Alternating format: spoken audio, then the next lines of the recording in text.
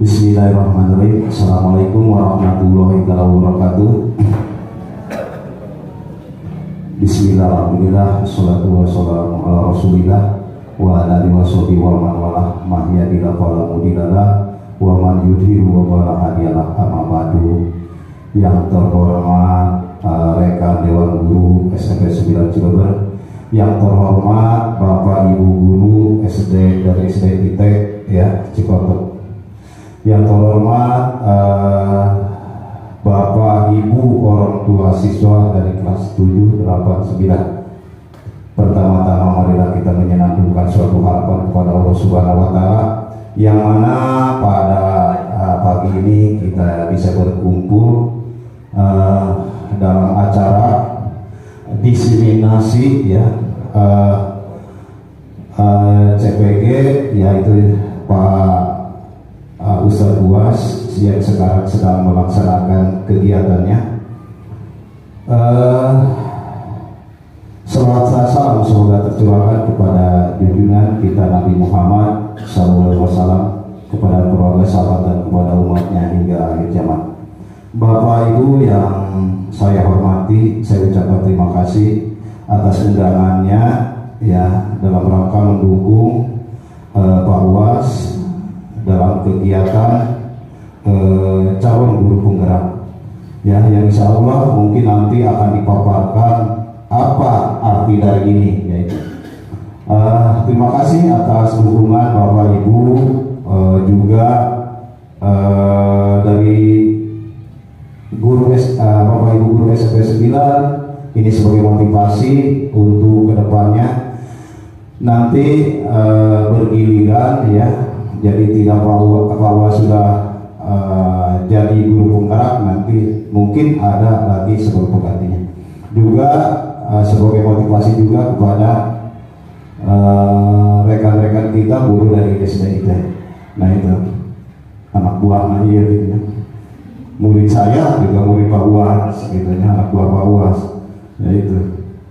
Dan alhamdulillah ya, kemana-mana saya ini murid saya ada gitu ya, setiap sekolah ada gitu ya, alhamdulillah. Lengkap dia ayah, lengkap Cicemet ayah ya. Jika ke semua SMP yang ada di Subulayon 7 itu ada murid saya. Sebagai contoh, Bu Yuli tahun berapa tuh? 94, ini juga murid saya ya, Bu Deska, kemudian murid saya yaitu.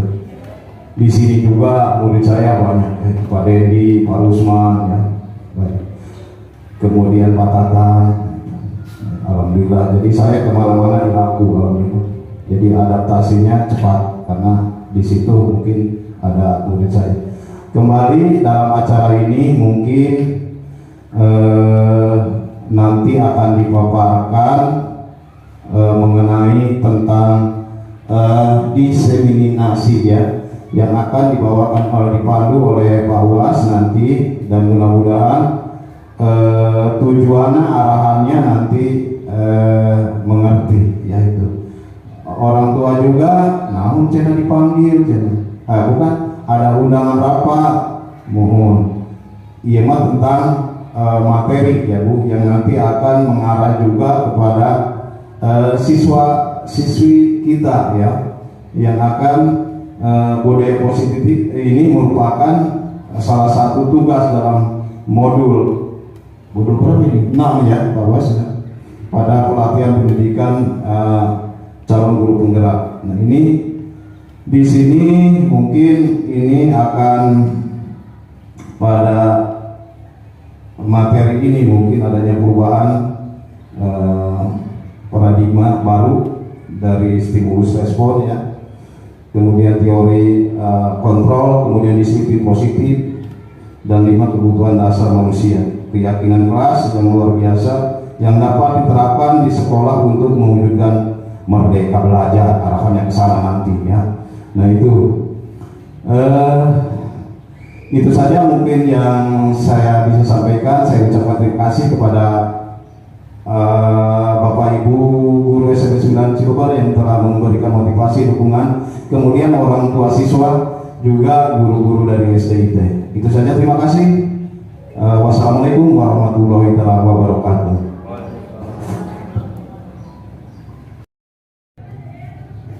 Assalamualaikum warahmatullahi wabarakatuh. Hamdan wa syukranillah wa la haula wa la quwata illa billah, amma ba'du. Yang kami hormati Bapak Kepala SMPN 1 Atap 9 Cibeber, dan juga yang kami hormati Bapak Ibu Guru SMPN 1 Atap 9 Cibeber, dan juga para tamu undangan yang hadir pada kesempatan ini. Alhamdulillah, puji dan syukur kita panjatkan kepada Allah Subhanahu wa Ta'ala, yang mana atas limpahan dan curahan nikmatnya lah pada kesempatan ini, meskipun dalam kondisi hujan, alhamdulillah kita bisa sama-sama hadir di acara yang insya Allah akan berdampak positif bagi kita. Amin ya rabbal alamin. Salawat serta salam mudah-mudahan tercurah kepada baginda kita Nabi besar Muhammad sallallahu alaihi wasallam. Bapak Ibu hadirin wal hadirat rahimakumullah, terima kasih atas kehadirannya pada kesempatan ini. Ini tandanya Bapak Ibu mendukung atas perubahan pendidikan anak-anak kita, pendidikan negeri kita, pendidikan bangsa kita, yaitu bangsa Indonesia. Karena tujuan saya diikutsertakan dalam program Guru Penggerak ini salah satunya untuk merubah bagaimana pendidikan di negeri kita ini lebih baik lagi sesuai dengan filosofi Bapak pendidikan kita. Baik Bapak Ibu hadirin wal hadirat rahimakumullah, sebelum kita mulai ke acara ini, sebelum saya memaparkan materi, untuk memusatkan konsentrasi, saya akan cek konsentrasi Bapak Ibu. Kita santai Bapak Ibu ya, kita santai saja, jangan tegang-tegang, ulah tegang-tegang ibu-ibu. Iya mah lain rapat, ya lain rapat, tapi insya Allah nanti ada manfaatnya. Karena setelah saya belajar Guru Penggerak, alhamdulillah ini kaitannya dengan bagaimana kita mendidik anak-anak kita. Jadi sangat berkaitan erat juga dengan guru-guru, juga dengan orang tua. Karena di sekolah kami yang mendidik, di rumah Bapak Ibu yang mendidik. Baik, sebelum kita ke materi, ice breaking-nya atau game-nya, yang pertama, kalau bilang gajah, kalau saya tunjuk gajah, bilangnya besar, ya. Kalau bilang gajah besar, tapi tangannya seakan-akan kecil. Ini untuk mensinkronkan pendengaran dengan gerakan. Jelas? Kalau saya bilang semut, Bapak Ibu harus jelas? Jelas Bapak Ibu? Kalau saya bilang semut apa? Tapi gerakannya seperti besar. Jelas ya? Jelas? Jadi nanti saya tunjuk nih, Bapak Ibu saya tunjuk salah satu. Nanti saya bilang gajah, semut, gajah misalkan. Berarti harus bilang besar. Gajah besar. Besar kecil gajah? Besar. Kalau saya gajah, semut misalkan kecil. Jelas? Saya akan ngetes ibu itu belajarnya lebih masuk mendengarkan apa lebih masuk dengan gerakan. Kan ada auditori, ya, ada kinestetik, kan itu model-model belajar anak-anak kita. Nah sekarang Bapak Ibu yang sedang belajar, ya, jelas ya? Oke, siap? Siap.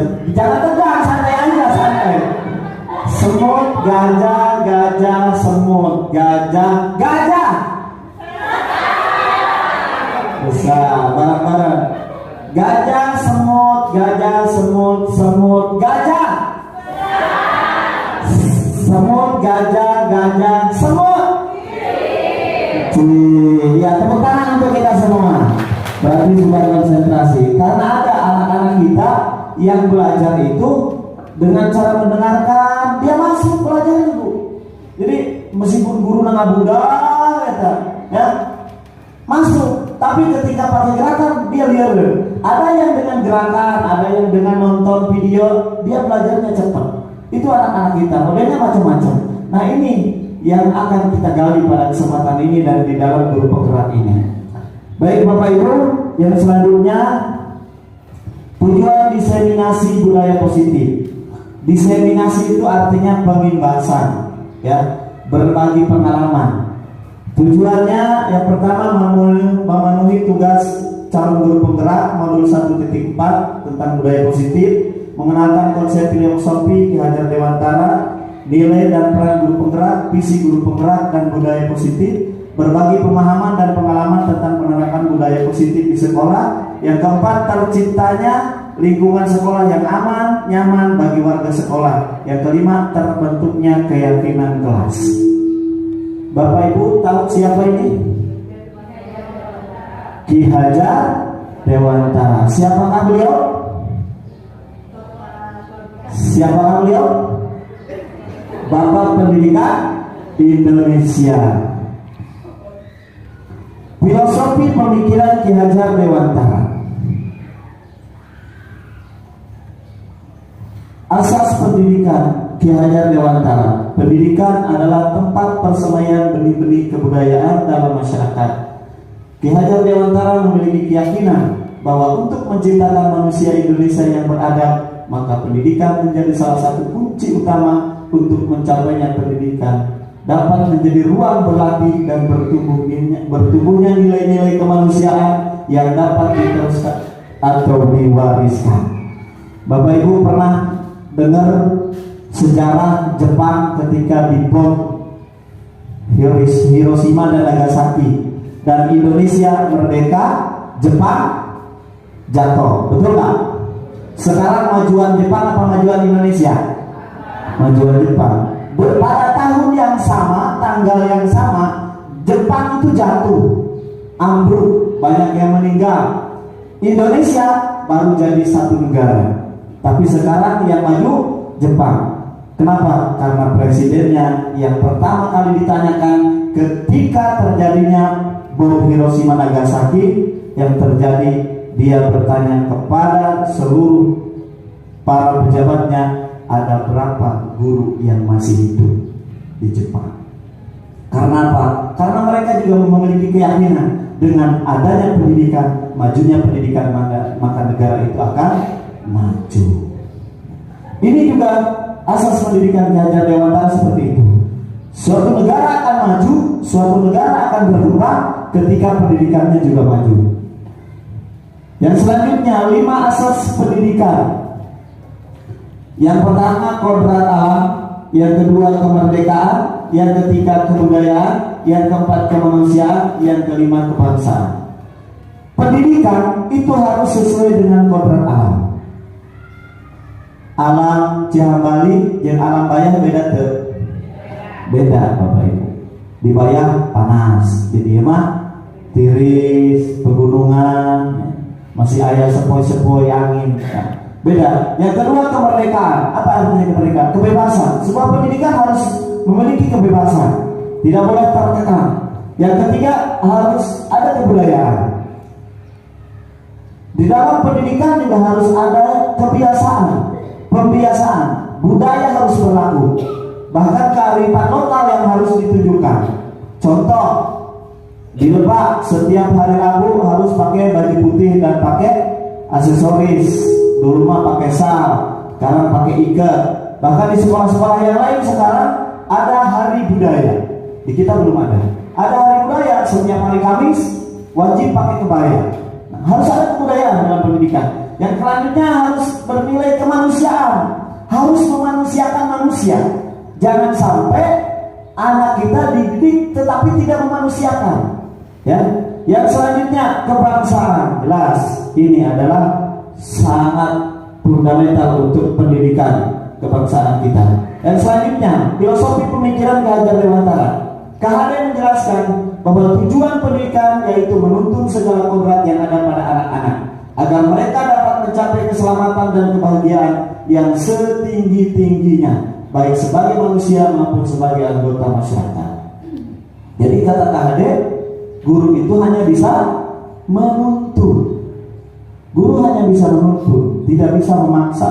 Anak sudah bisa, ya, sudah bisa ngomong di rumah, di sekolah diarahkan. Nah, ulah ngomong sembarangan, ulah ngomong kasar. Tugas guru menuntut. Yang selanjutnya, pendidikan hanya dapat menuntut tumbuh atau hidupnya kekuatan kodrat yang ada pada anak-anak agar dapat memperbaiki lakunya, bukan dasarnya. Hidup dan tumbuhnya kekuatan kodrat anak dalam menuntun laku dan pertumbuhan kodrat anak. Ketika anak ibu, anak kita masuk ke sekolah itu bukan kertas kosong, sudah ada kodratnya, sudah ada bakat dan minatnya. Cuma masih samar. Siapa yang memperjelas? Guru-guru inilah. Maka harus divalidasi bakat dan minatnya, harus dibangkitkan bakat dan minatnya. Di mana? Di lingkungan sekolah. Selanjutnya, tadi menjelaskan bahwa pendidikan anak sejatinya menuntut anak mencapai kekuatan kodratnya sesuai dengan alam dan zamannya. Zaman ibu-ibu kita tahun 2000 ke bawah, ya, dengan tahun 2000 ke sini, beda gak? Sangat beda sekali. Dulu anak-anak kita seusia sebaya kita mainnya di mana? Di lapangan, main gulu surang, ya, main upi, main galah, main namdeta, boy-boyan. Anak-anak kita sekarang di depan TV, di depan gadget, beda. Berarti cara belajarnya pun beda. Anak-anak kita dulu belajar bikin PR bareng-bareng di rumah gurunya nyatet. Sekarang beda, di kamarnya masing-masing, ting belajar, ting main game. Itu anak-anak kita. Jadi harus sesuai dengan kodrat alam dan zamannya. Orang Ciampali belajarnya beda dengan orang Jakarta. Orang Ciampali beda dengan anak SMP 1 cukup berbeda. Alamnya beda, zamannya juga beda. Jadi Bapak Ibu jangan menyamakan, wah saya dulu dicabok sama guru saya, budak saya dicabok lah sekalian, nggak bisa. Paling ngelingkup di kantor polisi, bener nggak? Iya, sekarang beda lagi zamannya. Yang selanjutnya, filosofi pemikiran Ki Hajar Dewantara. Ki Hajar menjelaskan bahwa pendidikan anak sejatinya menuntut dan mencapai kekuatan kodratnya. Oh ya udah tadi. Yang selanjutnya, Bapak Ibu masih ingat ada semboyan Ki Hajar Dewantara. Coba Bu Siti mau dibacakan. Ini. Oh nggak kelihatan. Pak Aris atau Pak Aris? Ing Madyo Mangunkarso Tuturi Handayani. Ini adalah semboyan Ki Hajar Dewantara dan yang paling terkenal sampai sekarang ini, betul tidak? Dan ini menjadi logo pendidikan Indonesia. Artinya yang pertama, Ingarso Sutulono di depan memberikan teladan. Seorang guru harus memberikan teladan, seorang orang tua harus memberikan teladan.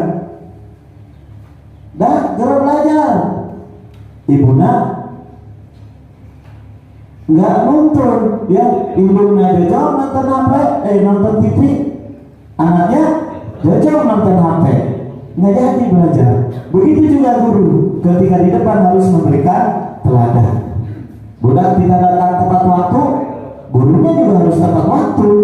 Nggak bisa, anak-anak sekarang lebih kritis. Bapak kita datangnya terlambat, kan gitu. Bareng-bareng malah terlambat jadi murid. Yang selanjutnya di tengah memberikan bimbingan. Ketika di kelas membimbing, di tengah-tengah anak-anak membimbing bagaimana cara wudhu, bagaimana 4 bagaimana tentang hukum atom kan dalam IPA begitu. Bagaimana cara pusat patatan seperti itu.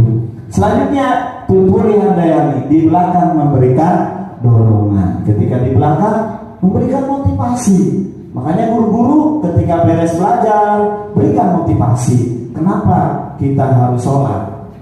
Kenapa kita harus sehat? Kenapa kita harus paham matematika? Kenapa kita harus pintar bahasa Indonesia? Berikan motivasi sesuai dengan semboyan Ki Hajar Dewantara. Bapak Ibu, yang selanjutnya masih pemikiran Ki Hajar Dewantara. Guru itu ibarat petani yang menanam benih padi di sekolah sawahnya. Sebagai petani yang menanam benih padi tidak bisa memaksakan tanaman padi menjadi tanaman lainnya. Hal ini mengisyaratkan guru tidak boleh memaksakan anak karena anak memiliki potensi, bakat, dan minat yang berbeda dan beragam. Mereka mempunyai kodrat dan potensinya masing-masing. Kita tidak boleh memaksa. Kalau anak nggak bisa baca, boleh dituntun, tapi nanti ada waktunya. Anak nggak suka misalkan dengan belajar di kelas, jangan dipaksakan, bawa ke lapangan, ya, bawa ke lapangan. Saya kemarin pernah mencoba Bapak Ibu, anak-anak silakan kalian cari profil Wali Songo yang dibikin 9 kelompok sama saya. Kalian boleh mengerjakan tugasnya sesuai dengan kenyamanan masing-masing. Ternyata ada yang nyaman di teras daripada di meja, sambil ngupload, nulis. Itu jadi harus begitu Bapak Ibu. Guru itu seperti petani. Tahu petani Bu? Bapak Ibu tahu ya, petani, kebanyakan petani. Yang kedua, sekolah SMP 1 atau 9 Cilebar, ya, itu sebagai ladangnya. Jadi sekolah ini seperti ladang, seperti sawah. Dan murid itu seperti benih.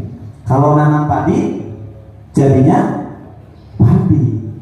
Kalau nanam jagung, jadinya jagung. Nanam durian, jadinya durian. Nah, bagaimana agar ini semua tujuan tercapai? Maka ada nilai-nilai guru penggerak yang ini akan menggerakkan semua komunitas belajar, baik di lingkungan sekolah maupun di masyarakat. Saya selaku guru penggerak memiliki 5 nilai yang harus ada di dalam diri saya. Yang pertama, berpihak pada murid. Jadi ketika mengajar harus berpihak pada murid. Ulatkan ke guru teh, lamun murid mau belajar, gali kenapa nggak mau belajar? Berarti ada kebutuhan yang belum terpenuhi. Jadi pembelajarannya harus berpihak kepada murid, harus student center. Baheula panggil tentang Mama Desta, ada yang ikut Pak Astin tentang belajar. Baheula, ayeuna mah teu bisa, justru kudana nu kudu neangan materi, nu kudu ngajelaskeun. Jadi Pak Astin kuduna guru ayeuna mah genah. Jadi murid anu kudu nyari materi, murid anu kudu praktek kudu, murid anu kudu praktek push up. Jadi bukan guru. Jadi harus student center. Yang kedua, reflektif. Reflektif itu artinya ketika beres belajar merefleksikan, oh tadi ada yang belum saya sampaikan. Anak-anak juga harus reflektif. Setiap setelah belajar, anak-anak merefleksi. Bagaimana anak-anak ketika kalian tadi membuat tutorial wudhu? Karena anak-anak, oh iya Pak, tadi saya kesulitan mempraktekkan mandi wajib misalkan, atau membuat video karena ada teman saya yang malas nggak mau jadi pemeran wudhu. Kan gitu, itu refleksi. Yang ketiga, mandiri. Jelas saya harus mandiri. Saya bisa tanpa di guru penggerak. Saya bisa jadi YouTuber semakin ini lagi di-upgrade lagi kemampuan saya di guru penggerak dan pengetahuan-pengetahuan lain. Yang selanjutnya kolaboratif. Apa kolaboratif? Bahasa urangna gotong royong. Saya harus kolaborasi dengan Pak Rusman, kolaborasi dengan Bu Siti, kolaborasi dengan kesiswaan, kolaborasi dengan kepala sekolah untuk membuat lingkungan sekolah yang aman dan nyaman. Harus berkolaborasi, tidak bisa saya sendiri. Yang selanjutnya inovatif, harus ada gagasan-gagasan baru. Mungkin semua tahu ya, perubahan-perubahan di sekolah ini dimulai dan saya mulai terus dan saya perbaharui terus. Dari mulai program pelangi, perkemahan penggalang dari inovasi, program One Day 1000, ODOT, baik di SIT, di SMP, harus inovatif, harus bisa melihat tantangan dan hambatan, juga kelebihan. Yang selanjutnya peran guru penggerak. Peran guru penggerak yang pertama menjadi pemimpin pembelajaran. Jelas, saya harus bisa memimpin bagaimana pembelajaran itu berjalan. Yang selanjutnya menjadi coach bagi guru lain. Saya harus perhati, maka ada acara ini. Saya harus ngajarin Bu Siti bagaimana bikin RPP diferensiasi. Saya harus ngajarin Pak Rusman bagaimana membuat keyakinan kelas. Yang selanjutnya mendorong kolaborasi. Saya juga harus mendorong anak-anak ketika belajar, anak-anak harus kolaborasi. Siapa yang pintar ngomong berarti dia yang presentasi. Siapa yang pintar ke IT berarti dia yang edit video untuk membuat tugas. Jadi mereka saling melengkapi. Yang selanjutnya mewujudkan kepemimpinan murid. Saya selalu membentuk bagaimana mereka dalam kerja kelompok itu ada koordinator, ada pemimpin, ada yang mengatur sehingga mereka terbiasa menjadi pemimpin. Yang selanjutnya menggerakkan komunitas praktisi.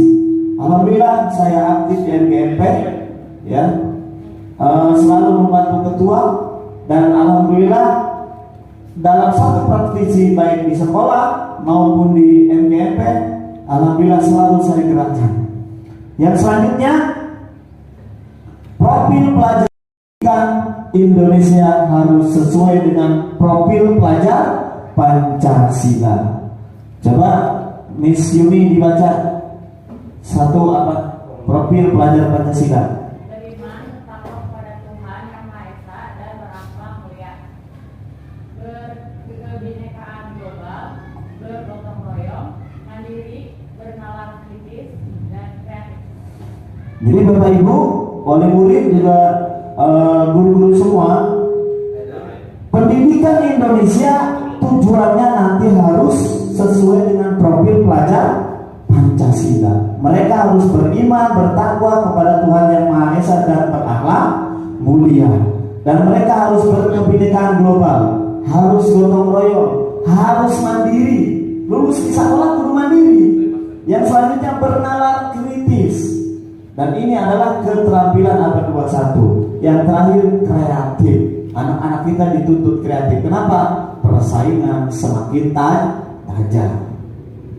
Kalau anak kita biasa-biasa saja, gimana mau melamar ke pabrik?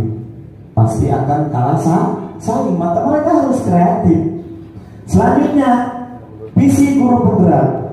Di dalam guru penggerak saya juga memiliki visi dengan memakai paradigma inquiry apresiatif. Apa itu inquiry apresiatif?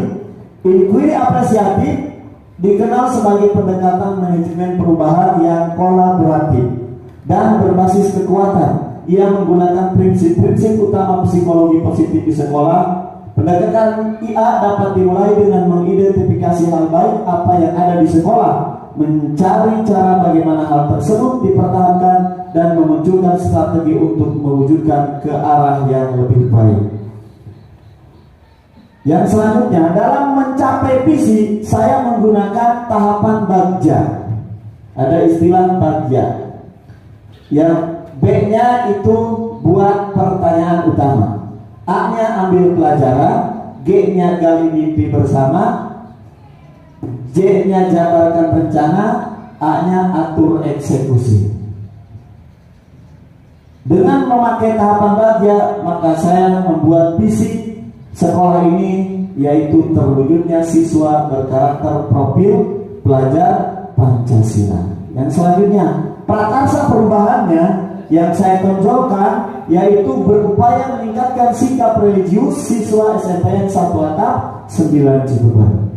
Yang pertama tadi buat pertanyaan utama. Yang pertama, mengapa harus ada upaya meningkatkan sikap religius di siswa SMPN 1 Atap 9 Cibeber? Yang kedua, bagaimana menumbuhkan dan menanamkan sikap religius pada siswa SMPN 1 Atap 9 Cibeber? Tindakannya, semua guru bekerja sama melakukan observasi sikap religius siswa SMPN 1 Atap 9 Cibeber. Yang kedua, selalu menerapkan pembelajaran yang berpihak pada siswa dan melakukan pembiasaan-pembiasaan yang akan meningkatkan sikap religius siswa SMPN 1 Atap 9 Cibeber. Salah satunya, setiap hari kita ada program One Day, 1000. Mereka dibiasakan untuk menjadi orang yang empati, yaitu sedekah sehari 1000. Ada juga kita program sholat berjamaah, walaupun sekarang belum efektif lagi. Dan ada lagi upaya-upaya yang lain, seperti sebelum belajar anak-anak mimpin doa, ya seperti itu. Dan dulu juga hari Jumat kita suka yasinan. Ini dalam rangka membentuk siswa kita yang religius. Yang selanjutnya, ambil pelajaran. Apa manfaat sikap religius pada siswa SMPN 9 Cibeber?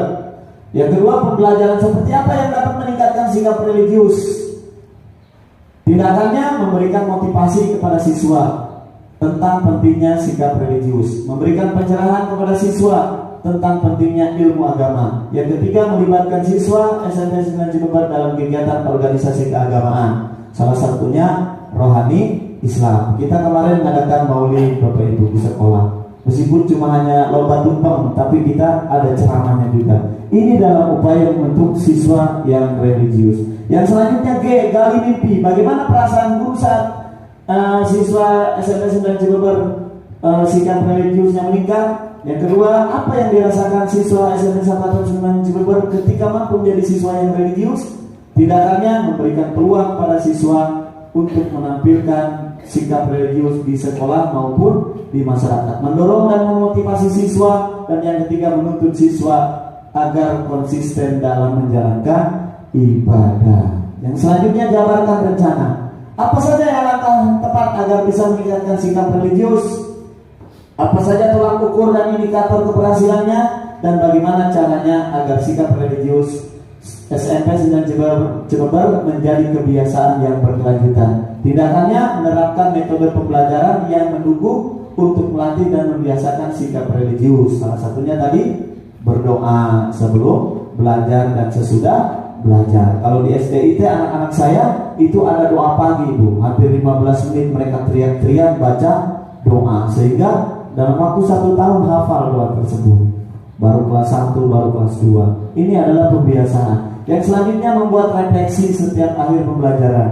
Jadi guru-guru setiap akhir pembelajaran, saya setiap habis anak-anak presentasi itu melakukan refleksi. Bagaimana anak-anak? Jadi refleksi itu apa, Bu? Bercermin. Tadi belajar wudhu misalkan. Oh, belajar apa saja? Kesulitannya apa saja? Diceritakan oleh mereka tantangannya. Ada yang belajar anak-anak di lapangan atau misalkan di kamar mandi, itu praktek wudhu, mereka kerja kelompok, itu diceritakan. Yang selanjutnya, berkolaborasi dengan semua warga sekolah untuk mengadakan kegiatan keagamaan. Kami kemarin mengadakan kegiatan maulid. Ini berkolaborasi antara kesiswaan, pembina OSIS, guru-guru OSIS, dan guru kepala sekolah. Bahkan kadang mengundang kiai dari luar. Ini berkolaborasi. Yang selanjutnya, atur eksekusi. Siapa saja yang terlibat? Bagaimana melaporkan hasil kegiatan dan siapa yang akan membantu? Melibatkan seluruh warga sekolah, membuat forum diskusi untuk pelaporan secara berkala kepada kepala sekolah dan orang tua, mengajak guru lain untuk berdiskusi membahas pencapaian dan target. Selanjutnya kita ke inti dari acara ini, yaitu budaya positif. Bapak Ibu tahu budaya? Apa? Budaya itu adalah disiplin positif dan nilai-nilai kebajikan universalnya. Kita paradigma baru dulu ya, perubahan paradigma baru. Coba yang sebelah kiri ya, yang sebelah kiri kepalkan tangannya. Sebelah mana ya? Ini sebelah kanan berarti ya. Ya, Bu Pita, ini barisan ini. Coba kepalkan tangannya. Dikepalkan tangannya ya, dikepal. Temannya yang di sampingnya, yang punya teman ya, katakan dengan Pak Aris. Ya. Temannya nanti merayu bagaimana tangannya ini bisa dibuka. Untuk yang sebelah kanan ya, untuk yang sebelah kanan, ini Bu Pita, perhatikan barisan ini ya. Anggap yang di genggaman tangan ini sesuatu yang sangat berharga ya. Pasti versinya masing-masing. Kalau menurut Pak Aris, Pak yang paling berharga mungkin di tangannya itu adalah Pak Aris, berlian. Jadi anggap yang lagi dipegang sama Pak Aris ini berlian ya. Tugas yang di sebelah sini, Pak Tata, Pak Dery, terus Mama Desa, itu merayu bagaimana yang mengepalkan tangan ini membuka tangannya, dan yang lagi pegang tangannya boleh membukanya, boleh tidak, terserah keinginannya masing-masing. Karena itu hak Bapak Ibu, betul tidak? Ada saatnya boleh membuka, ada saatnya tidak boleh membuka, betul? Yang jelas tugas yang sebelah sini, yang sebelah kanan, yang sebelah kiri itu tugasnya merayu. Bagaimana caranya bisa dibuka? Ya, coba silakan. Siapa yang bisa dibuka? Silakan Bu Elda, Bu Deska sama Bu Yuli, Miss Yuli sama Bu Pita. Ayo katakan. Ayo Farid, buka ya. Ada yang bisa dibuka? Boleh dicum Pak Usman di sini. Didekatin di sini boleh.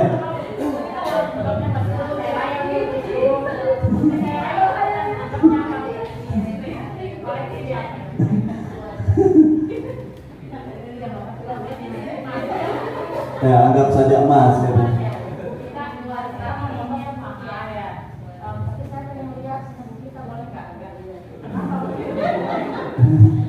Nggak boleh.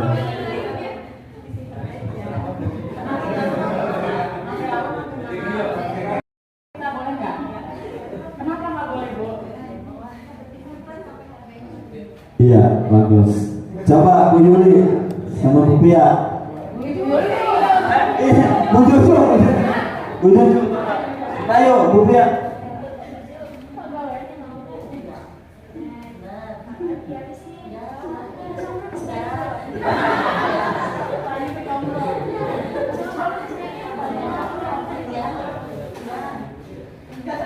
Enggak dibuka ya, bener ya. Ya.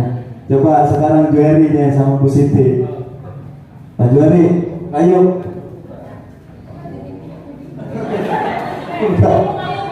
Oke Bapak Ibu, ini perubahan paradigma. Yang namanya budaya positif itu kan nanti kaitannya dengan disiplin. Tadi Bu Pita juga gak mau buka. Bu Jojo tadi baik. Berarti di sini siapa yang punya kontrol Bapak Ibu? Orang lain apa kita? Kita sendiri. Yang punya kontrol kita sendiri. Yang harus mau belajar ya anak kita sendiri. Harus dari dalam hati. Mereka dirayu kuma oge komo tadi dimanis-manisin sama Miss Yuni tadi. Nanti harga emas mahal nih, udah buka aja. Mumpung lagi mahal emas nih, nanti bisa turun lagi. Tetap nggak mau dibuka, ya. Kapan-kapan boleh nggak dibuka Bu Pita? Boleh mungkin ya. Mungkin contoh Bapak Ibu misalkan Mama Desta, mah buka mah, iya celengan mah, mahal nih. Tapi lamun Desta berkaca kan bisikan mah dibuka bener dapat Mama Desta. Iya, ada saatnya dibuka, ada saatnya tidak. Kita yang punya kontrol, betul? Bukan orang lain. Sama, budaya positif juga begitu Bapak Ibu. Budaya positif kaitannya dengan disiplin. Apa itu disiplin?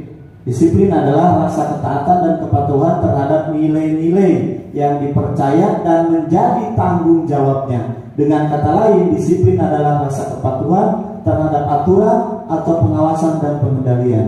Disiplin adalah upaya untuk memberikan suatu objek rasa nilai atau obsesi untuk menaati aturan. Itulah disiplin. Selanjutnya, budaya positif. Positif itu apa sih? Ada positif, ada negatif. Kalau positif biasanya senang ibu-ibu. Hamil 9 bulan, ya. Bapaknya juga senang nambah. Yang selanjutnya, budaya positif. Positif adalah sikap yang baik dalam menanggapi sesuatu. Yang selanjutnya, disiplin positif. Disiplin positif merupakan pendekatan mendidik. Disiplin positif merupakan pendekatan mendidik murid untuk melakukan kontrol diri dan pembentukan kepercayaan diri.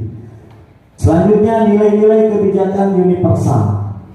Nah, ini profil pelajar Pancasila. Ini salah satu nilai-nilai kebajikan universal. Tahu kebajikan? Kehadean bahasa Sunda namanya. Eta kebajikan. Nah, ini profil pelajar Pancasila adalah tujuan pendidikan Indonesia. Institusinya berarti Menteri Pendidikan. Salah satunya beriman, bertakwa, mandiri, bernalar kritis, berkebinekaan, bergotong royong, dan kreatif. Ada juga nilai-nilai kebajikan universal dari PYP. Sikap murid, toleransi, rasa hormat, integritas, empati, komitmen, dan lain sebagainya. Ada lagi nilai-nilai kebajikan universal yang lain, 9 pilar karakter Indonesia Heritage Foundation atau IHF. Salah satunya cinta Tuhan dan segenap ciptaannya, kemandirian dan tanggung jawab dan lain sebagainya. Ini contoh-contoh nilai-nilai kebajikan. Standar pendidikan nasional. Dalam rangka menciptakan lingkungan yang positif, maka setiap warga sekolah dan pemangku kepentingan perlu saling mendukung, menghayati, dan menerapkan nilai-nilai kebajikan yang telah disepakati bersama. Jadi untuk mewujudkan pendidikan nasional, tujuan atau standar pendidikan nasional, maka harus saling mendukung antara kepala sekolah dengan guru, antara siswa dengan guru, antara orang tua dengan komite, antara komite dengan sekolah, harus saling dukung. Ketika mau ada perpisahan, wali murid mendukung, siswa mendukung, guru mendukung. Ketika sekolah punya program One Day 1000 atau perkemahan penggalan dari inovasi atau kegiatan Maulid Nabi dan lain sebagainya, semuanya harus bersatu padu saling mendukung. Yang selanjutnya teori kontrol. Melalui serangkaian riset dan berdasarkan pada teori kontrol, Dr. William Glasser Gosen berkesimpulan ada 5 posisi kontrol yang diterapkan seorang guru. Seorang guru biasanya punya 5 posisi kontrol. Seorang guru biasanya berlaku menjadi penghukum, kadang membuat pembuat merasa bersalah, kadang mereka menjadi teman siswanya atau muridnya, bahkan dia kadang menjadi pemantau, dan kadang juga menjadi manajer. Dan biasanya manajer ini adalah kepala sekolah. Ini teori kontrol dari dosen. Yang selanjutnya, teori motivasi. Menurut Gosen ada 3 jenis motivasi manusia: untuk menghindari ketidaknyamanan atau hukuman, untuk mendapatkan imbalan atau penghargaan dari orang lain, untuk menjadi orang yang mereka inginkan, dan menghargai diri sendiri dengan nilai-nilai yang mereka percaya. Jadi biasanya menurut Gosen katanya ada 3 motivasi manusia. Dia mau melakukan A karena dia menghindari ketidaknyamanan atau dihukum. Ada siswa yang mau ngerjain tugas karena dihukum ku guruna. Itu salah satu motivasi. Ada motivasi yang kedua untuk mendapatkan imbalan. Saya mau rajin biar diberi duit ku Pak Aris. Ya Pak Aris mah bos misalkan. Pak Aris mah lamun budaknya terkenal rajin sok diberi duit. Ayo gitu budak oke.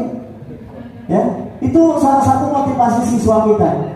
Dan yang terakhir, untuk menjadi yang mereka inginkan dan menghargai diri sendiri dengan nilai-nilai yang mereka percaya. Dan inilah yang terbaik, yang ketiga.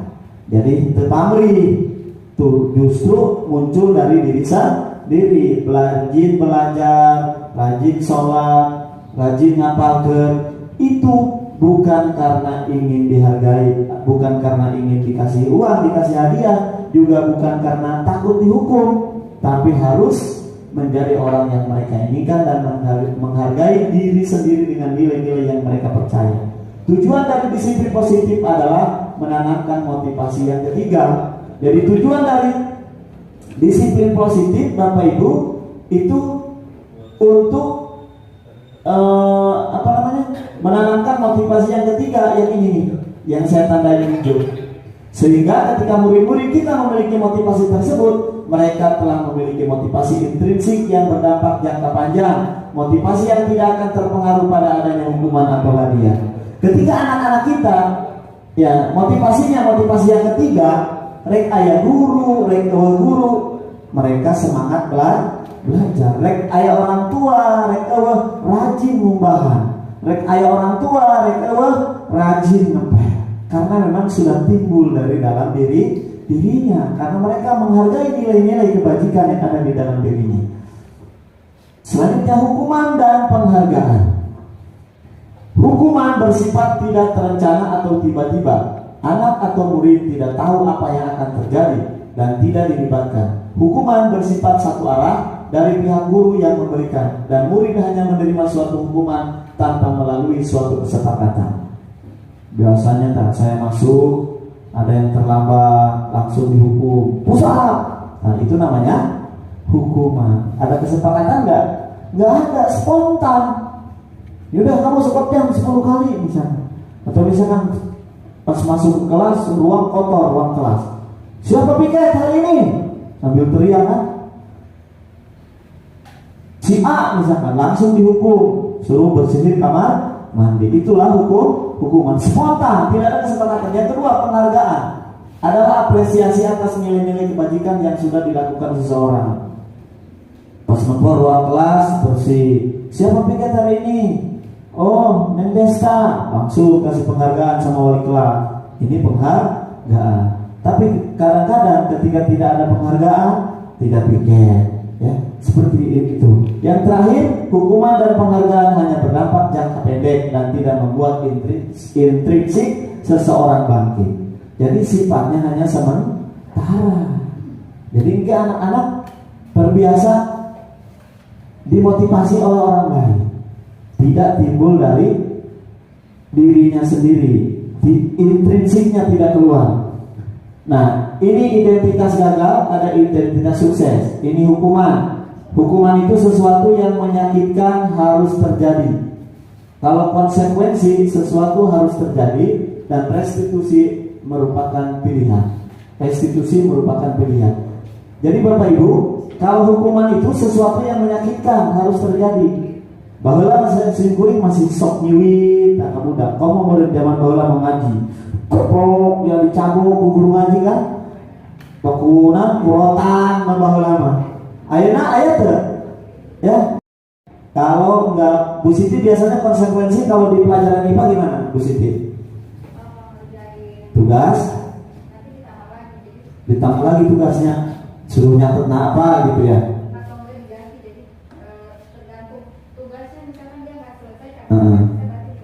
Iya.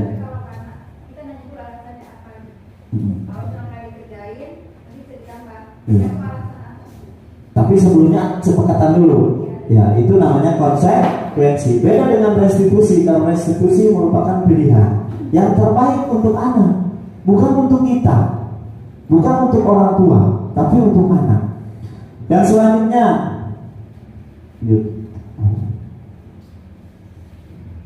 kebutuhan dasar manusia. Ibu-ibu paling paham nih kebutuhan dasar manusia. Apa Bu yang paling pertama biasanya? Sana, pangan, papan. Inilah kebutuhan dasar manusia. Yang pertama, bertahan hidup. Harus punya beras, harus punya sembako. Nah, ini kebutuhan dasar. Yang kedua, kasih sayang dan rasa diterima. Ya, kok ibu-ibu perlu dikasihani oleh suami, anak kita juga harus dikasih sayang dan mereka harus merasa diterima. Yang selanjutnya kebebasan, yang selanjutnya kesenangan. Ya, kamu ayeuna di Cibubur loba tempat wisata, Gunung Curi loba tempat ngajagong, itu cari kesenangan. Ya, itu harus dipenuhi, cari kesenangan. Yang terakhir penguasaan. Ini adalah 5 dasar kebutuhan manusia dan ini harus dipenuhi oleh anak-anak kita. Salah satu tidak ada, misalkan ada anak kita yang di rumahnya broken home, bapaknya nggak ada, ibunya ada, beda nggak Bu? Mereka beda. Ya, kemarin ada cerita dari SMP 1, dari SMP 5 Panggarangan, anaknya kabur-kaburan, ternyata di rumahnya broken home karena kurang kasih sayang. Ada juga yang anak-anak di sekolahnya nggak mau nulis. Anak-anak SD itu ada ya, anak SD itu ada yang nggak mau nulis, pengennya jalan-jalan, dia cari apa? Cari kebebasan dan kesenangan. Ada yang di sekolahnya itu ngumpulin anak-anak, ya jadi ketua geng, dia butuh penguasaan. Ya, itu karakter anak-anak kita. Ya, kalau ada salah satu ini berarti ada kebutuhan yang tidak terpenuhi. Selanjutnya keyakinan kelas. Apa sih keyakinan kelas? Pembentukan keyakinan kelas atau sekolah.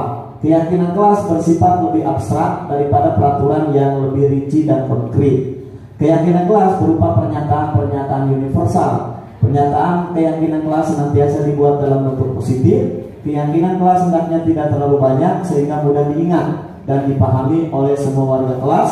Keyakinan kelas sebaiknya sesuatu yang dapat diterapkan di lingkungan tersebut. Semua warga kelas hendaknya ikut berkontribusi dalam pembuatan keyakinan kelas lewat kegiatan curah pendapat, bersedia meninjau kembali keyakinan kelas dari waktu ke waktu. Jadi yang harus ada di kelas bukan tata tertib sekarang mah. Justru yang harus terpampang di kelas adalah keyakinan kelas. Kalau tata tertib biasanya gimana Bapak Ibu? Bu Siti. Kalau tata tertib biasanya disiplin. Tidak boleh pakai sendal ke dalam ruang kelas. Dan masih ada kata-kata negatif. Nah, kalau keyakinan kelas itu harus bersifat abstrak, ya, harus bersifat positif. Berarti kalau tidak boleh memakai sendal, gimana dirubahnya? Jadi kata tidaknya, kata negatifnya harus hilang. Gimana? Tidak boleh memakai sendal ke dalam kelas. Dihilangkan kata tidaknya, jadi apa? Dirubah kalimatnya. Gimana? Bisa nggak?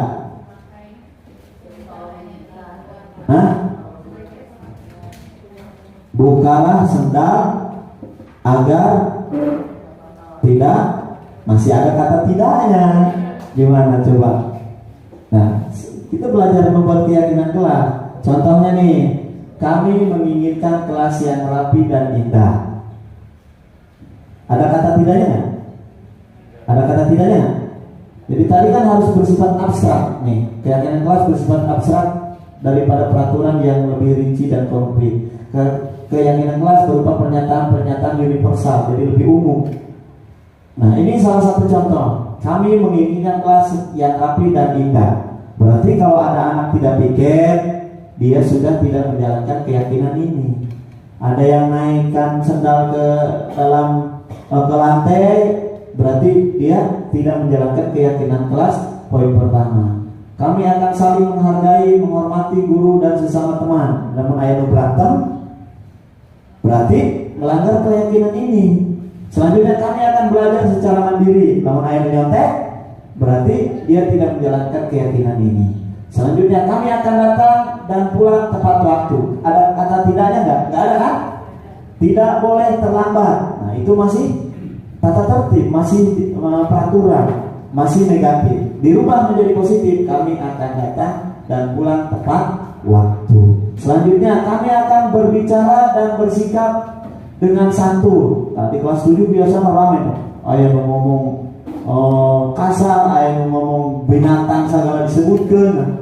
Berarti tidak menjalankan keyakinan yang ini, ya. Ini yang sekarang paradigma baru harus terpampang di setiap kelas untuk menjadikan budaya positif. Harus ada keyakinan kelas. Jadi mau nanti kepada wali kelas 7, 8, 9 buatlah keyakinan kelas. Dan ini dibuat harus kolaborasi dengan anak-anak, harus ditanyakan dari anak, munculnya dari anak. Bagaimana biar kelas ini bersih? Buat. Jadi ini tidak baku ya, Bu Siti, ini tidak baku. Pak siapa lagi? Wali kelas 8 siapa? Ada dia. Ini tidak baku, bisa dirubah.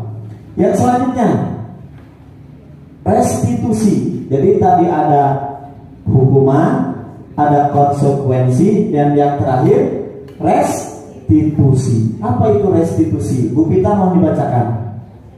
Ini adalah proses menciptakan kondisi bagi murid untuk memperbaiki kesalahan mereka, sehingga mereka bisa kembali pada kelompok mereka dengan karakter yang lebih kuat. Jadi restitusi adalah proses menciptakan kondisi bagi murid untuk memperbaiki kesalahan. Ketika anak-anak datang terlambat, itu diperbaiki, bukan disalahkan, bukan dicaci, bukan dijemur, ya. Justru diperbaiki dengan dikembalikan kepada kelompok mereka. Mereka sebagai siswa tidak boleh diacuhkan, tidak boleh dikucilkan, dengan karakter yang lebih kuat. Karakternya dikeluarkan. Cari solusinya. Mereka yang harus cari solusinya. Kenapa nih terlambat? Oh, ternyata main game. Oh, ternyata alarmnya nggak bunyi. Oh, ternyata begadang. Oh, ternyata nganter bapak heula ke pasar, kan gitu. Latar belakangnya beda-beda, benar tidak Bapak Ibu? Ya beda-beda, tidak bisa disamaratakan. Yang selanjutnya, restitusi adalah proses menciptakan kondisi. Udah tadi. Restitusi juga adalah proses kolaboratif yang mengajarkan murid untuk mencari solusi untuk masalah dan membantu murid berpikir tentang orang seperti apa yang mereka inginkan. Restitusi membantu murid menjadi lebih memiliki tujuan, disiplin positif, dan memulihkan dirinya setelah berbuat salah. Penekanannya bukanlah pada bagaimana berperilaku untuk menyenangkan orang lain atau menghindari ketidaknyamanan, namun tujuannya adalah menjadi orang yang menghargai nilai-nilai kebajikan yang mereka ingin capai. Ciri-ciri restitusi. Yang pertama, restitusi bukan untuk menebus kesalahan, ya. Kalau hukuman itu nebus kesalahan, Bapak Ibu. Tidak piket, suruh bersihin kamar mandi, ya. Tidak mengerjakan tugas, tebus kesalahannya, ditambah lagi tugas nanti kusiti tadi. Jadi kalau restitusi mah bukan begitu, bukan menebus kesalahan, namun untuk belajar dari kesalahan. Ya. Yang selanjutnya, restitusi memperbaiki hubungan. Yang tadinya suka berantem jadi bager. Restitusi adalah tawaran, bukan paksaan. Jadi kita menawarkan. Anak juga yang cari solusinya. Restitusi menuntun untuk melihat ke dalam diri, menuntun bagaimana anak melihat dirinya. Oh, ini saya itu nggak senang kalau belajar ceramah, kalau nyatet terus saya nggak suka. Sukanya dia ya harus di luar lapangan, atau belajarnya di kolom langit, atau belajarnya misalkan dengerin video atau nonton video, itu macam-macam. Selanjutnya, restitusi adalah cara yang paling baik. Restitusi fokus pada karakter, bukan tindakan. Restitusi menguatkan. Restitusi fokus pada solusi, bukan fokus pada kesalahan. Restitusi mengembalikan murid yang berbuat salah pada kelompoknya. Jadi jangan sampai ada anak yang apa tuh dikucilkan, itu salah, ya, salah. Yang selanjutnya, segitiga menstabilkan identitas. Ini langkah-langkah menjalankan restitusi, ya Bapak Ibu. Yang kedua, validasi tindakan yang salah. Yang ketiga, menanyakan keyakinan.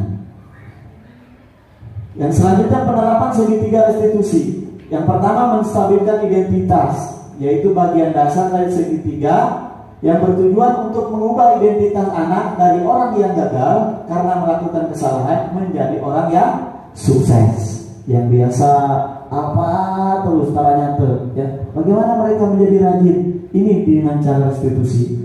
Kalimat-kalimat yang dibuatnya, berbuat salah itu tidak apa-apa. Nah, ini salah satu contohnya. Tidak ada manusia yang sempurna. Saya juga pernah melakukan kesalahan. Kita bisa menyelesaikan ini. Ini kalimat-kalimatnya. Cara menangani anak-anak. Yang kedua, memvalidasi tindakan yang salah. Jadi setelah tadi menstabilkan identitas, yang kedua memvalidasi tindakan yang salah, dikorek kesalahannya, divalidasi apa saja, kenapa bisa terlambat, kenapa mereka suka ngomong sembarangan, suka ngomong kasar atau suka jahit, ini divalidasi. Nah, ini kalimat-kalimatnya, padahal kamu bisa melakukan yang lebih buruk dari ini ya. Kamu pasti punya alasan mengapa melakukan hal itu. Kenapa kamu terlambat? Kenapa kamu gak sekolah? Ternyata ayah mau ngasuh, ayah mau ngabedolkeun, kan gitu. Banyak faktor, ada yang sumilang, macam-macam. Latar belakangnya beda-beda Bapak Ibu ya, gak bisa disamakan.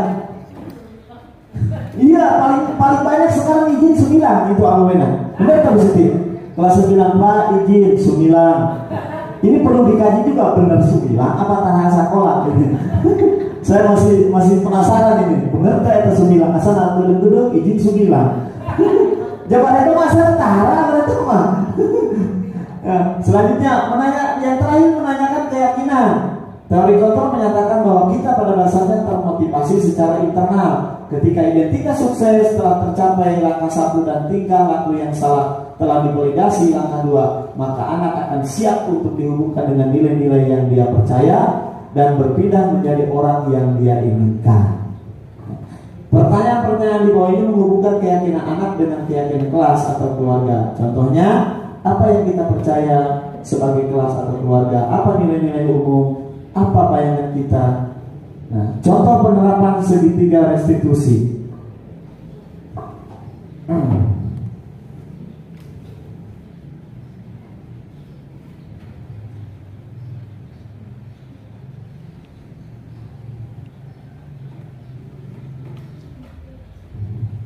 Ini yang kemarin saya terapkan, dan ini bukan rekayasa ya Bapak Ibu.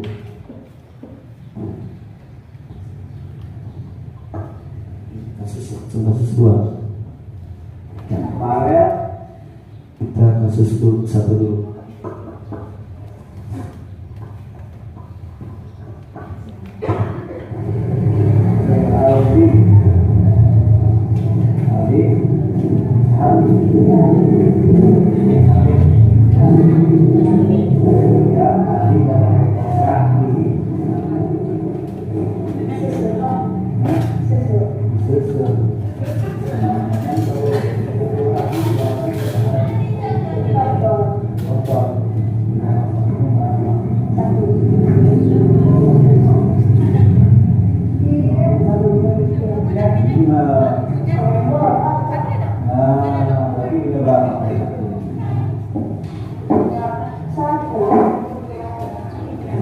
masuk.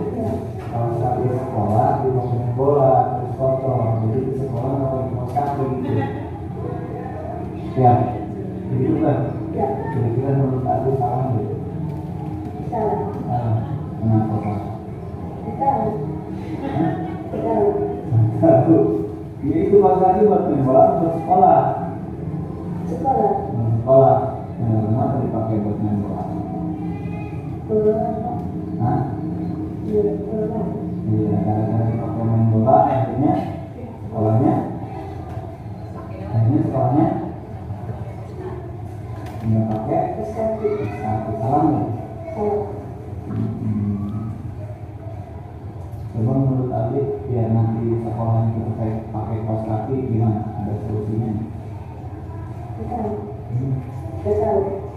Kalau menurut Abi gimana? Terserah Abi. Gimana caranya biar setiap hari dari hari Senin sampai hari Sabtu nanti tidak ada alasan untuk tidak pakai kaos kaki. Gimana saya?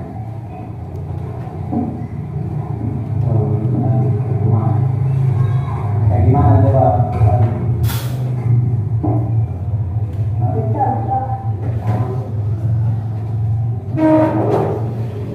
Gimana caranya coba? Apa beli lagi kaos kakinya? Apa kaos kakinya dari pakai main bola yang betul-betul dipakai? Hah? Dari pakai main bola. Ya main bola.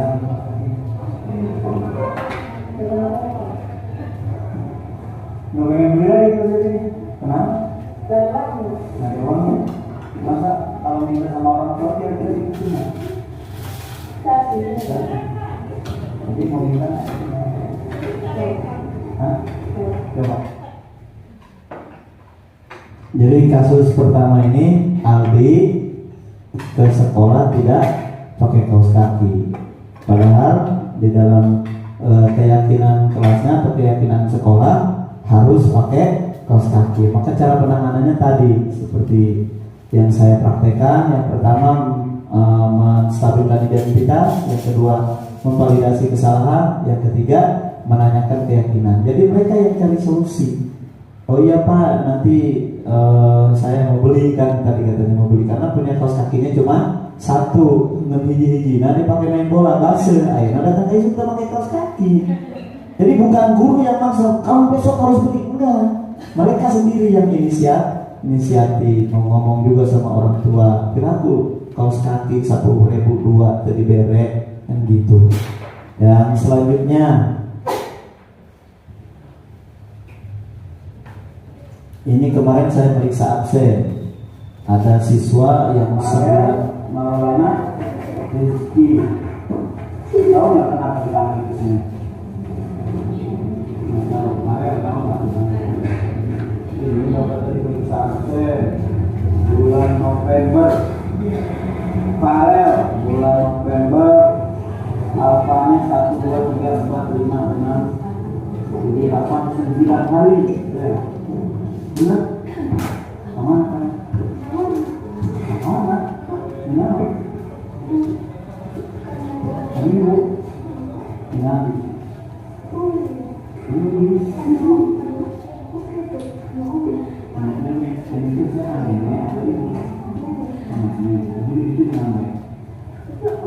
Boleh juga ya pantai. Kamu kan siswa kelas 7.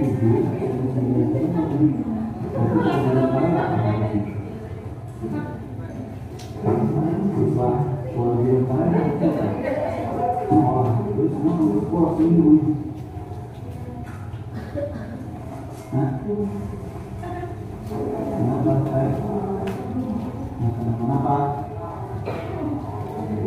Kewajiban kalian apa tadi? Oh, berarti kalau nggak salah namanya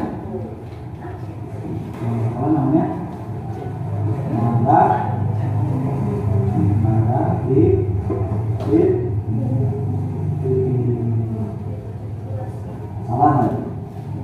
Gimana dimarahin sama orang tua? Gimana kan orang tua? Ada masalah?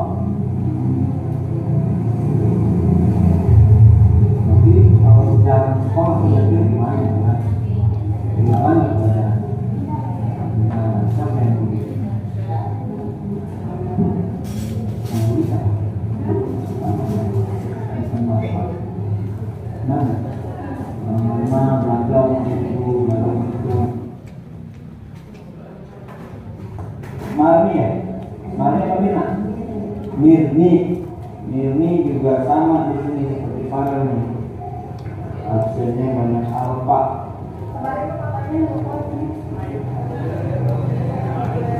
Mana?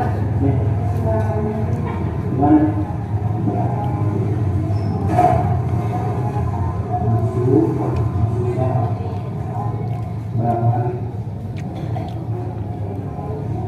Masuk katanya. Berkali di sini apanya 1, 2, 3, 4, 5, 6, 7. 3 hari lagi minggu. Kemana aja? Masuk seminggu di mana? Di mana di mana? Emang kenapa harus kamu yang masuk?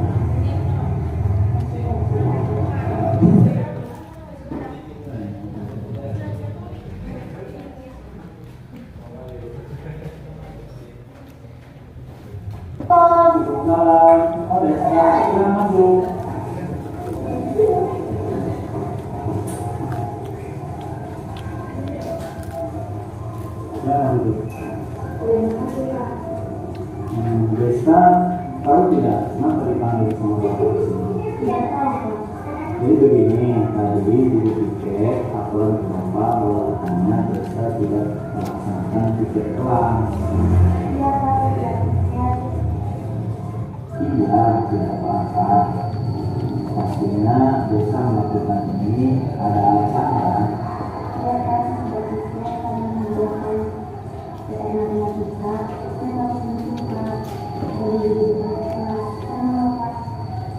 Ya emang kenapa kayak matematikanya tidak dikerjakan tadi malam di rumah? Emang nah itu menyenangkan ya. Tapi jangan sampai lupa waktu, karena kalau lupa waktu merugikan Desa sendiri, sehingga harus mengerjakan PR matematika di saat Desa harus melaksanakan tugas di kelas. Nah, Desa sudah bagus mengerjakan PR matematika, tapi Desa tidak piket, sehingga yang piket hanya 3 orang saja dan itu tidak maksimal. Dan Desa merugikan teman sendiri. Nah, kira-kira tindakan Desa itu melanggar keyakinan kelas. Keyakinan kelas apa yang melanggar sama Desa?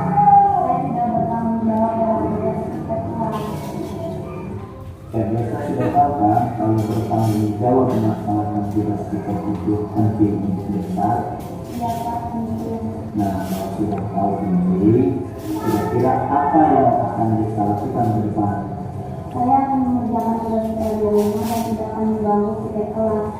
Desa, kalau Desa sudah memperbaiki hal ini, kira-kira Desa ke depan akan menjadi orang seperti apa? Menjadi orang disiplin dan bertanggung jawab.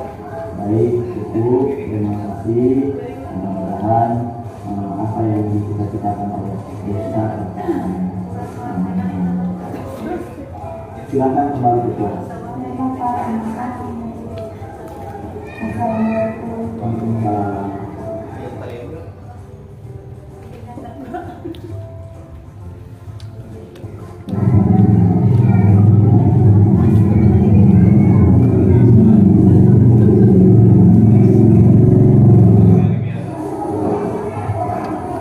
Ini kasus yang keempat.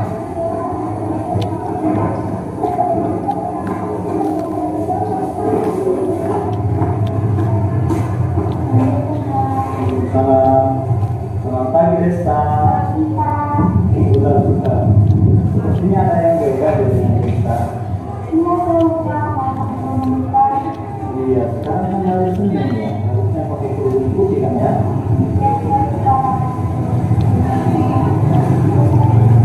Oh iya, ini lihat keadaan seperti ini. Kira-kira keyakinan sekolah apa yang dilanggar oleh Desa? Sebenarnya disiplin itu penting nggak sih? Kenapa penting?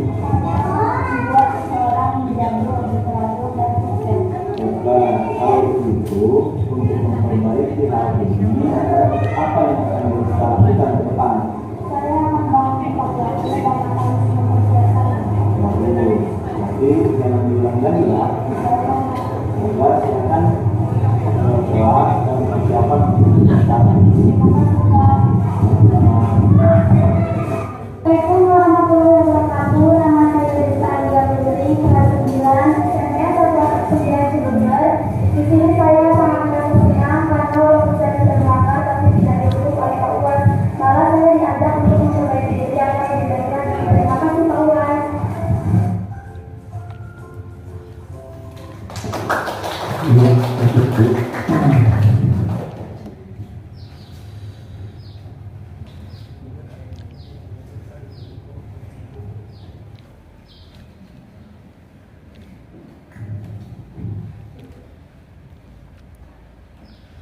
Beberapa tayangan tadi itu praktek tentang penerapan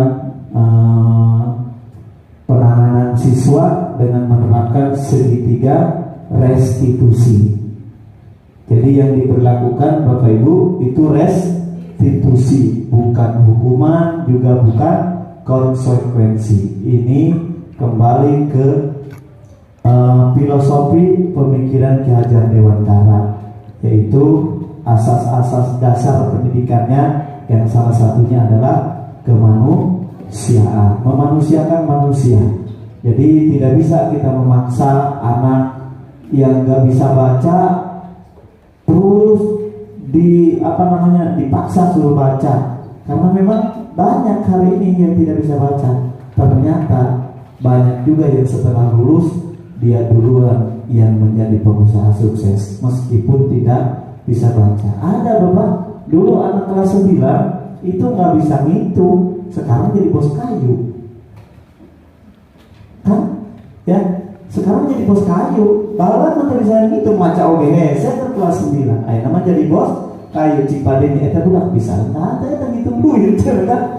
Iya kan sok ditara antenya. Ternyata dia duluan gitu.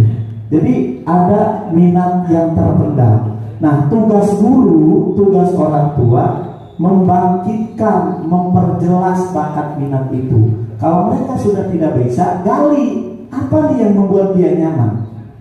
Ya, anak-anak kalau saya belajar itu mereka tidak semuanya pede di video. Ada yang nggak pede, maka mereka jadi kameramen. Ada yang pintar ngomong, maka mereka jadi pengisi suara ketika bikin tutorial. Jadi mereka saling kolaborasi. Ada yang senangnya belajar kadaprok di teras, ada yang di kelas, ada yang harus sambil jalan-jalan. Anak SD apalagi, ada yang harus main. Kan dulu zaman taman siswa yang didirikan oleh Ki Hajar Dewantara, kan itu dengan permainan, belajarnya dengan permainan. Nah sekarang juga sebetulnya kalau guru kreatif, kalau guru itu upgrade pengetahuannya, itu lebih mudah lagi, karena belajar kita zaman kita beda dengan zaman abad 21 sekarang.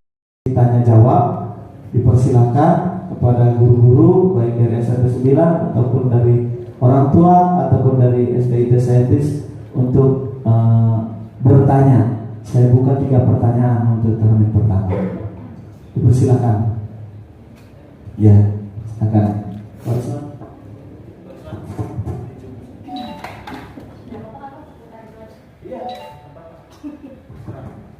Pengalaman belajar boleh berdiri.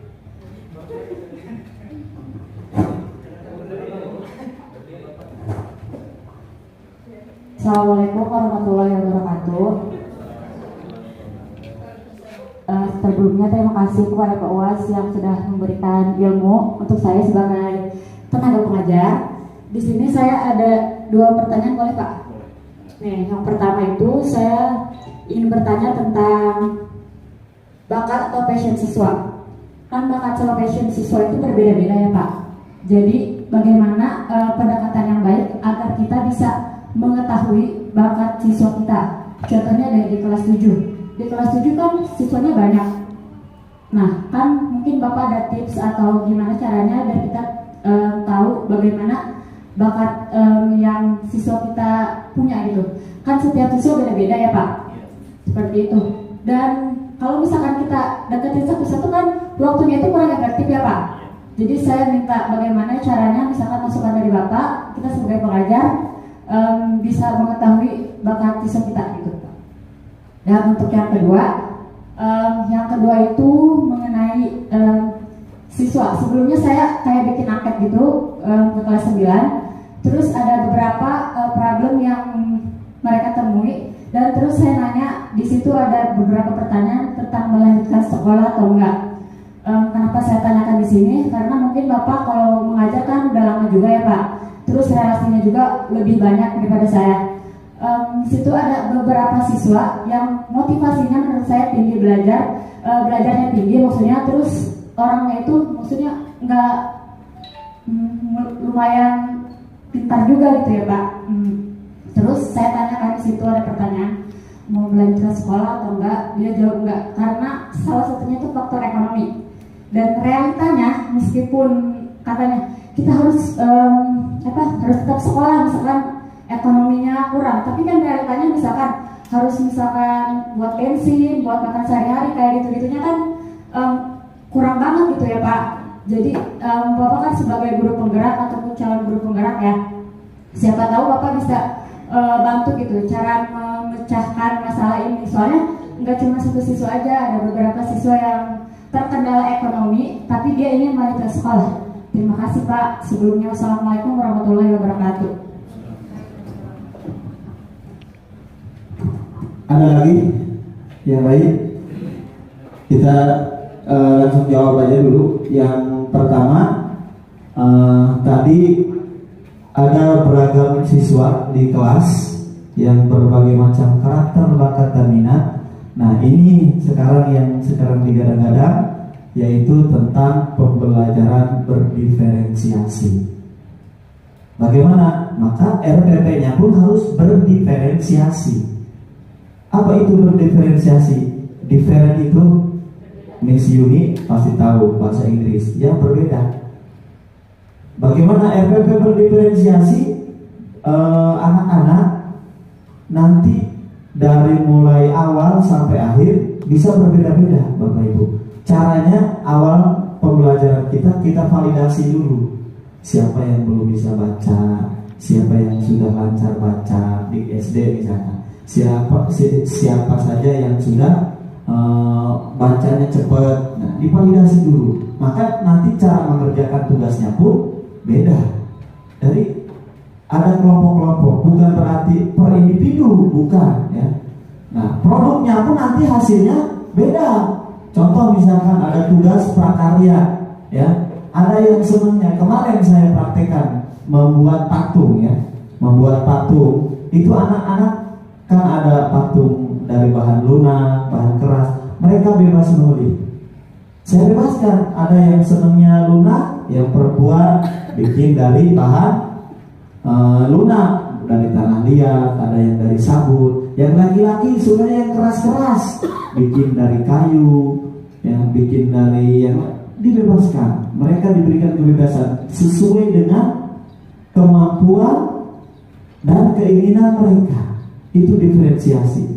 Dari mulai prosesnya dari awal, hasil produknya juga different, ada perbedaan. Nah di awalnya harus dibedakan juga. Saya kalau di PAI misalkan mau belajar tajwid, saya validasi dulu siapa yang udah bisa baca Quran, siapa yang belum bisa. Nah nanti mereka pun kelompoknya juga dibedakan. Jadi saling melengkapi seperti itu. Jelas, Neng? Ya, jadi nanti mau nggak mau di semua guru harus diferensiasi. Karena sekarang sudah mulai digadang-gadang untuk ada diferensiasi. Yang kedua tentang melanjutkan sekolah. Ini memang bertahun-tahun jadi PR saya. Ada yang ingin sekolah, faktor ekonomi yang tidak mendukung. Tapi ketika kemauan keras, ternyata banyak juga peluang sekolah gratis. Ternyata orang tuanya yang tidak mengizinkan. Udah ada sekolahnya gratis, orang tuanya nggak mau jauh sama anaknya, gitu, nggak diizinkan. Ini pengalaman, alumni kemarin gagal nggak jadi dapat beasiswa. Padahal kuliahnya udah disediakan, dapat uang saku 500 per bulan. Ibunya ternyata tidak mengizinkan. Waktu pendaftaran habis, hilang peluang. Ternyata ibunya meninggal juga.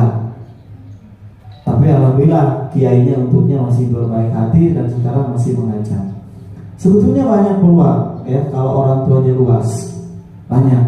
Nah, maka di SMP 91 atau 9 Cilegon ini bagaimana anak tidak melanjutkan tapi memiliki karakter profil pelajar Pancasila. Maka itu yang harus didorong. Tidak serta-merta anak-anak tidak mampu di sekolah. Gimana? Mereka harus punya keterampilan. Contoh, dengan profil pelajar Pancasila bisa kita adakan market day seperti di SDIT kami kemarin. Ya, mungkin mereka bukan tidak mungkin ya, dengan keadaan yang mendesak bisa saja mereka harus jadi tukang cilok. Jangan salah, tukang cilok motornya punya 4. Jangan salah, tukang bakso mobilnya ras, rumahnya gedong di Jawa, Bu. Benar tidak? Nah, ini yang harus didorong ke anak-anak kita. Jadi tidak selamanya anak SMP 9 Cileper ini ketergantungan akan emas, akan gulu-gulu. Mereka juga harus menjadi petani. Bagaimana menjadi petani? Menjadi petani milenial. Maka harus disediakan di sekolah di sini. Di sekolah bagaimana menanam jeng-jeng, 5 tahun ternyata udah bisa jadi duit. Mereka reka lanjut ke SD nih, melak jeng-jeng misalkan di SD kelas 4. Eta reka SMK bisa jual, benar tuh Bapak Ibu? Nah itu sebetulnya yang harus didorong baik orang tua baik anaknya. Kan kita mencoba menuntun, makanya saya sangat punya keinginan keras gitu untuk mengadakan market day atau lebih kepada aplikatif lah. Contoh kalau saya karena anak-anak kemarin gerhana, terus apalagi motong menyembelih ya, itu betul-betul praktik. Karena jangankan anak-anak, saya aja awal-awal mau menyembelih teorinya sudah tahu, tapi ketika praktek buntung eta beung hayang. Ya jadi harus aplikatif Bapak Ibu. Ya makanya ibu-ibu jangan mengeluh ya kalau anak-anak suruh bawa ayam, suruh motong. Itu bukan ilmu sembarangan, itu ilmu syariat. Ya harus bisa latimah mencintai ayam.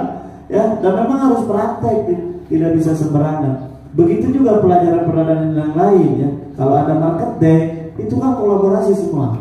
Guru prakarya, guru IPA, guru matematik. Ketika kami di SDIT Bapak Ibu kemarin, ada anak-anak yang jadi kasir. Belinya uangnya 50.000, melina 30.000. Hayo kembalian berapa? Mikir kan mereka. Oh iya 50 dikurangi 20, oh iya 30. Ilmu apa? Matematik. Padahal prakteknya mereka sedang menjadi pengusaha, belajar dagang. Aya nu dagang cilok kamari di SDIT, nu dagang sosis, nu dagang minuman, macam-macam. Harusnya di SMP kira-kira ngedukung nggak ibu-ibu? Dukung nggak? Ya apalagi kan sekarang mah online jualannya. Combro baik COD bener tuh. Iya, mudah sebetulnya. Maka ini keterampilan ini yang harus didorong ke anak-anak. Karena tadi nggak bisa harus punya keterampilan, dan ini sesuai dengan profil pelajar Pancasila, inovatif, mandiri. Ya, orang Bandung mah nangkapnya jadi keripik. Orang Ciampali misalnya ayat mau bisa nangkap jadi keripik. Aja, berarti butuh kreativitas, ya, butuh kreativitas. Ya, orang sedikit kira kreativitas tanya keripik sampai. Ya, awalnya sampai ke Malimping, ya, sampai ke Cilegon, itu sedikit gira. Orang Ciampali, aku belum emas banget. Ya, tidak bisa selamanya Bapak. Maka keterampilan ini yang harus didorong dan ini harus tersedia dituntun di sekolah. Jelas? Nih, ada lagi, Bapak Ibu? Mungkin dari orang tua ada kendala atau dari guru yang lain. Sudah cukup? Alhamdulillah. Terima kasih atas kehadiran Bapak Ibu di acara diseminasi ini. Mudah-mudahan apa yang Bapak Ibu korbankan baik waktu, tenaga untuk hadir di sini, mudah-mudahan mendapat balasan dari Allah Subhanahu wa taala. Mohon doakan saya, mudah-mudahan saya tuntas ya sampai bulan Mei bisa mengikuti guru penggerak ini. Terima kasih, kurang dan lebihnya mohon maaf. Billahi taufiq wal hidayah. Assalamualaikum warahmatullahi wabarakatuh.